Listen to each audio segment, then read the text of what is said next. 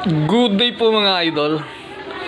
Yung pong mugs na nakasalang kanina na super laki ng yupi sa left side at may konting tama sa right side. Natapos na po. Natapos na pong ayusin ng assistant ko yan. Tignan po natin ngayon kung ano na ngayon ang alignment niya. Natapos na i-press ng assistant ko. Ayan po. Ayan, dyan ang tama po. Ngayon, tingnan nyo po kung steady na po siya ngayon sa pointer natin. Ayan po, maggalaw lang ang aking cellphone. Nanginginig ang aking kamay. Ayan po.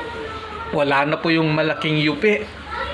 Normal na po uli ang itsura ng left side ng mugs na yan.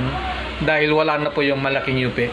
So, convincing po kitang-kita nyo po naman na straight na po yung gilid ng mugs. Matutuwa na po si customer niyan. Tignan po natin yung right side na may konting tama. Ayan po. Yung tama kanina. Oh, yan ang tama. Steady na rin po. Naka-point lang po siya.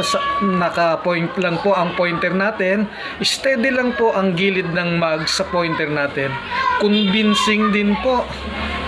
Matutuwa po ang may-ari ng mugs na to mga idol. Yan lang po. Sana po ay makita po ito ng mga iba para magpagawa po sa amin. Yun lang po. Salamat. Bye-bye.